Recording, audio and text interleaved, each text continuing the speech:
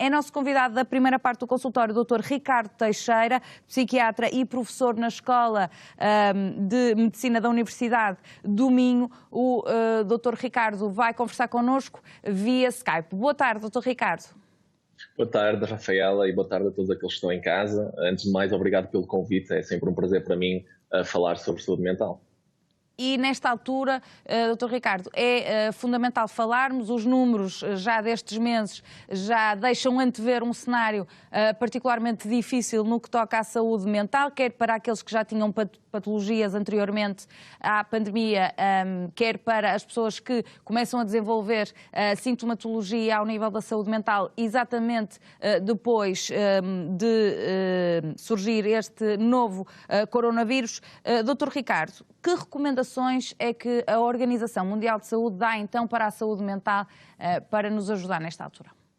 Ora bem, não é só a Organização Mundial de Saúde, mas no fundo várias instituições a nível nacional e internacional que têm dado várias recomendações para nos proteger um bocadinho daquilo que é o sofrimento mental, ou seja, daquilo que é o que nos agonia, aquilo que nos aflige. E a verdade é que nós temos sido expostos a este sofrimento mental, a stress decorrente do confinamento e da pandemia, por muito tempo. E o problema no stress é um bocadinho esse, é o tempo.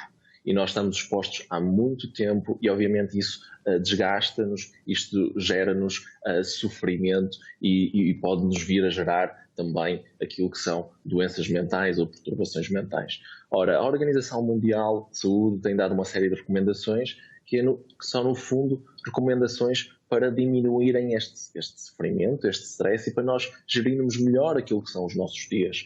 Eu, se calhar, destacava algumas. Antes de mais, a primeira, e nós psiquiatras e mesmo na psicologia gostamos muito de referir isto, mas eu acho que é fundamental e é importante, nós devemos expressar aquilo que estamos a sentir antes de mais. Porque expressarmos aquilo que nós estamos a sentir quando nos sentimos sobretudo mais tristes, mais negativos, é uma forma de nós calibrarmos as nossas emoções, de nós percebermos, até falando com outros, com os nossos amigos, com a nossa família, percebermos que isto é normal, que é natural que as pessoas possam se sentir muitas vezes mais desmotivadas, muitas vezes sem vontade de fazer nada, outros dias melhor, obviamente, e isso deixa-nos mais sossegados, o poder falar, o poder expressar o nosso estado mental. Por outro lado, podemos aqui fazer uma analogia com, por exemplo, uma panela de pressão. Se estivermos constantemente em pressão e não abrirmos a tampa da panela... Eu acho que Rafael, acho que essa comparação é extremamente feliz, porque é mesmo isso, acabamos por explodir, acabamos por nos sentir muito mais irritáveis, acabamos por perder a paciência e acabamos por descarregar muitas vezes nos outros, que são aqueles que estão à nossa volta, não é? E, portanto, esta capacidade também de comunicar aquilo que se está a sentir é fundamental nesta altura, porque se calhar ao comunicarmos também vamos encontrar no outro o feedback igual, não é? É isso mesmo, vamos sentir mais vamos empatizar melhor e vamos sentir mais conectados, porque isto é normal, todos nós estamos a passar por sofrimento mental e sofremos com esta alteração da nossa vida. No fundo, esta pandemia afetou em 3 aspectos que eu acho essenciais. Afetou no tempo, no espaço e naqueles que nos rodeiam, no suporte social. Olha, no tempo, primeiro, porque basicamente nós vivemos mais o aqui e agora. O futuro ficou mais distante. Olha, tivemos de cancelar planos, tivemos de adiar projetos e os dias, sobretudo em confinamento, parece que são todos iguais, parece que o tempo não passa, custa a passar o tempo. E nós, enquanto espécie humana, nós estamos habituados a muitos sacrifícios. Durante a nossa vida toda vamos fazendo sacrifícios, mas normalmente existe uma data para eles terminarem esses sacrifícios, não é? Por exemplo, quando temos um exame, nós sabemos que depois do exame podemos descansar. Quando temos uma semana muito intensa de trabalho, também sabemos que depois vamos ter férias ou uma folga. Mas aqui nós não temos uma data de fim. Ou seja, isto é extremamente desmoralizador e frustrante, não é? Por outro lado, em termos de espaço, nós também estamos mais fechados ao mundo do que nunca, não é? As fronteiras são tão difíceis de ultrapassar, o mundo está mais longe, nós estamos mais confinados no nosso espaço, muita gente deixou de trabalhar. Claro que nós podemos ir à farmácia, ao hospital, ao supermercado, mas há muitos outros sítios onde nós não podemos ir. E ao mesmo tempo temos um vírus, que é algo que não se vê, que não se sente, que nós sabemos que está à nossa volta, mas que não podemos fugir. Ou seja, dá-nos uma sensação de perda de controlo, de impotência. E por último, normalmente, quando nós passamos crises, seja, por exemplo, outro tipo de crises grandes, como uma guerra, um conflito, esta pandemia tem uma particularidade que a distingue desse tipo de crises, que é, normalmente nós buscamos conforto e procuramos conforto emocional e físico em quem? Na nossa família, nos nossos amigos e mesmo nos profissionais de saúde que também nos ouvem, que também nos tratam. A verdade é que durante esta pandemia nós vimos obrigados a estar afastados da nossa família, a estarmos afastados dos nossos amigos, para os proteger a eles e para nos protegermos a nós. E ao mesmo tempo os profissionais de saúde também foram recrutados para a primeira linha de tratamento da pandemia. Ou seja, vimos mergulhados em maior solidão. Portanto, no geral, há aqui um sem número de fatores que bem referiu e que todos nós estamos a passar e, portanto, há assim uma espécie de onda coletiva daquilo que são estas dificuldades. Agora, posto isto, se calhar começávamos aqui a tentar dar luz ao fundo do túnel e perceber o que é que podemos então fazer e que recomendações são essas. Uma já nos disse, que é não nos isolarmos, tentarmos comunicar aos outros nos meios que hoje em dia temos, não é? Novas tecnologias, temos também sempre o nosso telefone. O que é que a Organização Mundial de Saúde e todas as instituições relacionadas com a saúde mental também preconizam para nos ajudar? Ora, muito bem.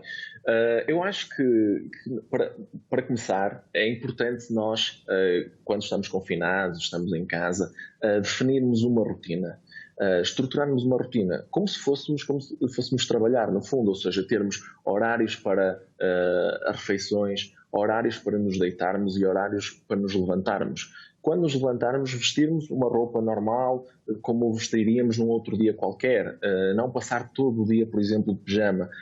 Definir objetivos para esse mesmo dia, estruturar uma agenda para esse dia, não é?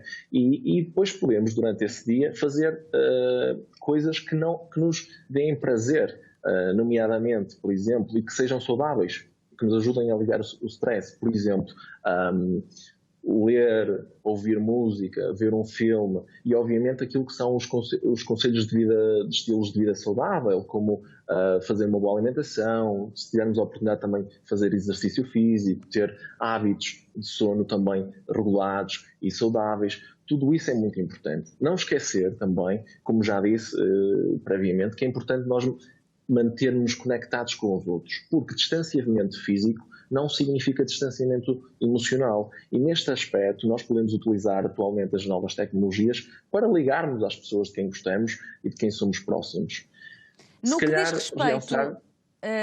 diz respeito à procura de informação, porque também faz parte deste não estarmos aliados do mundo e nós precisamos mesmo de saber o que é que se está a passar. Neste momento específico, precisamos de estar informados daquilo que se está a passar, do número de casos, de infectados. É importante que as pessoas mantenham essa informação, mas também há uma forma de gerir esta mesma informação diária, não é?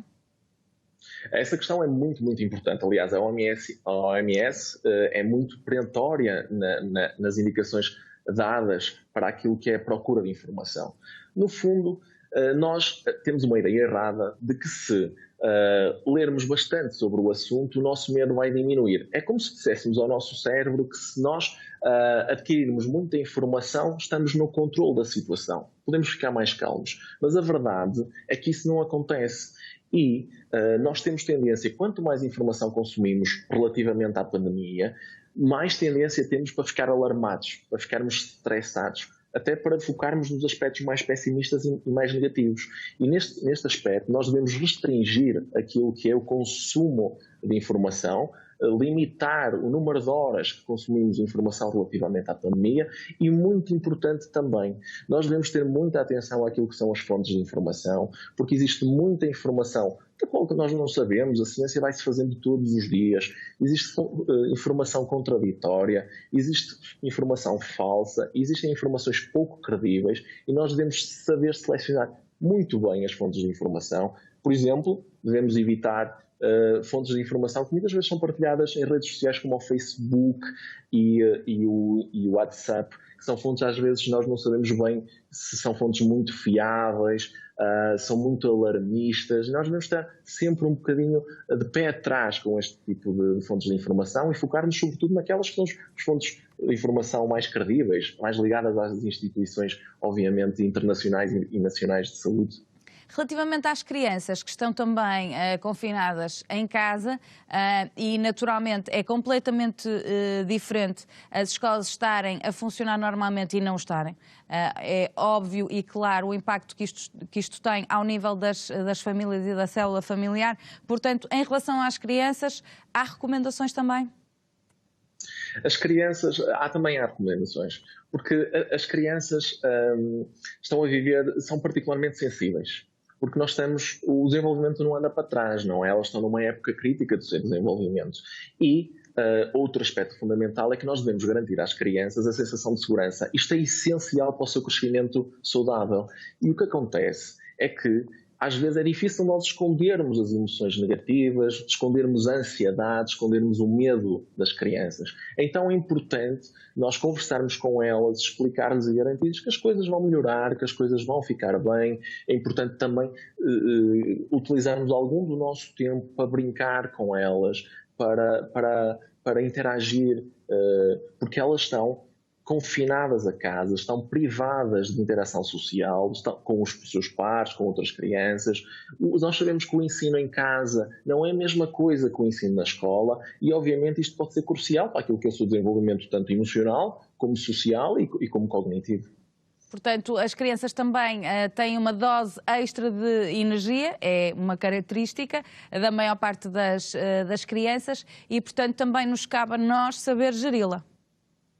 Obviamente, isso é extremamente importante. Aliás, utilizar, às vezes pode ser muito difícil, estando em casa, em espaços pequenos, a gerir essa energia. E outra questão também importante é que às vezes em idades mais avançadas, como são o caso de adolescentes, também o grau de conflito pode ser maior, porque obviamente os adolescentes também têm uma proximidade maior com os pares e estão-se a afastar mais daquilo que são as regras parentais, são mais opositivos e às vezes pode ser difícil gerir o ambiente em casa, tanto com crianças, pela sua energia, como com os adolescentes, pela sua às vezes a sua tendência para contrariar aquilo que são as regras. Daí que é importante nós gerirmos as nossas emoções e também estabelecermos uma boa comunicação, uma boa interação com eles que estão em nossa casa. Portanto, as pessoas isolarem-se também dentro da própria casa, quando estamos a falar de famílias um bocadinho mais numerosas, mas que convivem todas na mesma casa, o próprio isolar-se dentro da própria casa não é positivo. Não é de todo positivo. Obviamente que nós precisamos do momento, muitas vezes, para estar sós. Até porque, como passamos muito tempo juntos, há uma tendência para haver mais irritabilidade, mais impaciência. E às vezes precisamos do nosso momento a sós. Pode ser saudável, mas passar o tempo todo isolado não é de todo algo positivo. Nós precisamos de interação. Precisamos de interagir uns com os outros. Aliás, o nosso cérebro, quando está rodeado de pessoas, para o nosso cérebro aquilo é uma sensação de segurança. É uma transmissão de segurança. Quando nós estamos sozinhos e isolados, o nosso cérebro interpreta o isolamento e a solidão como uma ameaça e produz mais hormonas e neurotransmissores relacionados com o stress e começamos a sofrer, tanto física como psicologicamente. Uma das recomendações é também a partilha de histórias positivas, ou seja, podemos também, nesta altura de pandemia e numa altura em que vemos um cenário em que a nossa vida está meia acinzentada, podemos tentar nós próprios procurar os lápis de cor para colorir, ou seja, procurar também informação que seja mais positiva no meio de tudo isto. Ainda esta semana estivemos aqui a falar sobre iniciativas que estão a ajudar, no sentido de fazer chegar camas aos locais onde é preciso, o voluntariado. Existem histórias e histórias de vida dentro do cenário que estamos atualmente a viver que se calhar podem ser inspiradoras e positivas. Cabe-nos a nós procurar isso também? Sem dúvida, sem dúvida. Essas histórias são um exemplo para nós enquanto sociedade, enquanto grupo.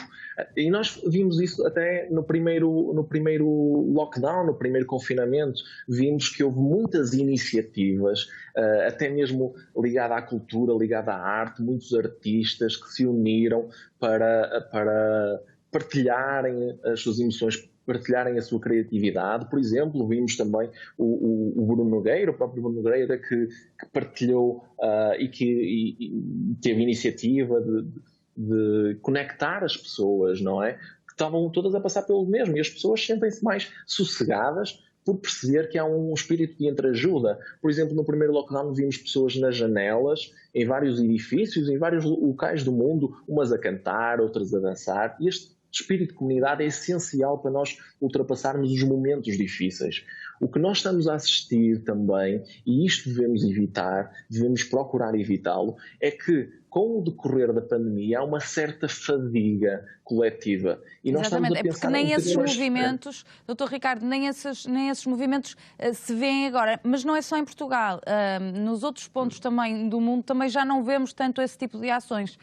Portanto, quer isto dizer que quer nos adultos, quer nos adolescentes, quer nas crianças, se começa a denotar, e isto sabemos todos nós porque falamos com a nossa família, falamos com os nossos amigos, e há de facto um sentimento geral de menor motivação, no geral.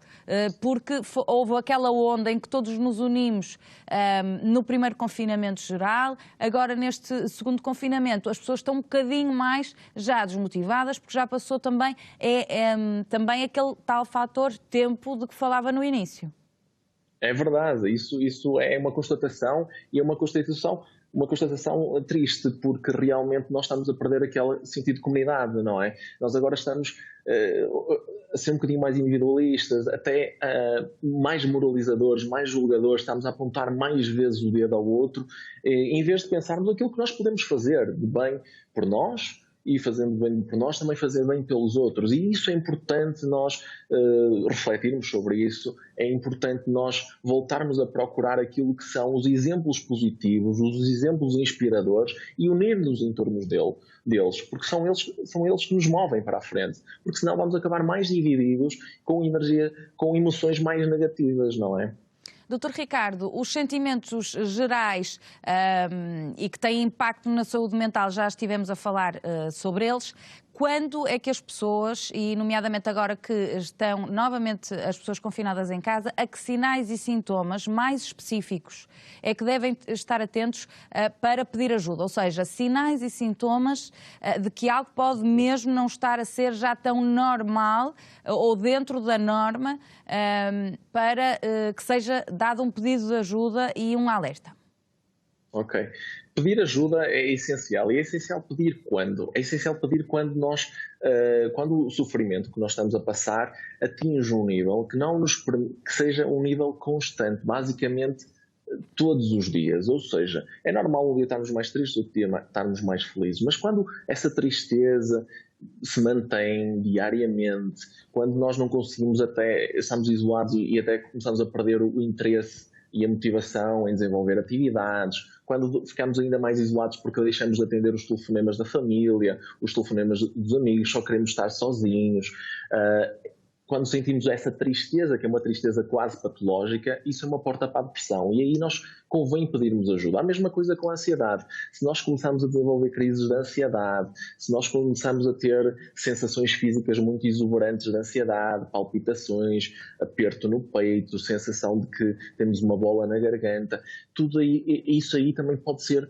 um alerta, um sinal para pedirmos ajuda. E depois há um outro fator, que é quando o sono começa a ficar muito alterado, quando nós não conseguimos dormir adequadamente, ou quando o nosso apetite começa a mudar. Esses também são sinais de alerta que nós devemos estar atentos e não devemos ter vergonha de pedir ajuda, porque nós sabemos muito bem pedir ajuda quando temos, por exemplo, uma doença de coração, quando temos uma doença dos rins, mas quando temos uma doença psiquiátrica muitas vezes não pedimos ajuda, porque achamos que isso é da nossa responsabilidade. Nós devemos pensar positivo e tudo se vai resolver, mas a verdade é que não é assim. As doenças psiquiátricas são doenças que estão no nosso cérebro, são doenças que precisam de tratamento, tal como todas as outras doenças. Uma coisa é o sofrimento normal, que nós já falamos, e todos experienciamos. Outra coisa é quando estamos a falar de doença, e aí devemos pedir ajuda. Muito bem, portanto ficam aqui as principais recomendações ao nível da saúde mental, estarmos continuamente atentos, agora mais do que nunca, porque este fator tempo vai se adensando. Nós vamos agradecer a presença do Dr. Ricardo Teixeira aqui no consultório, ainda que tenha sido uma presença virtual. Teixeira aqui no consultório, ainda que tenha sido uma presença virtual. Desejamos-lhe bom trabalho, obrigada. Nós vamos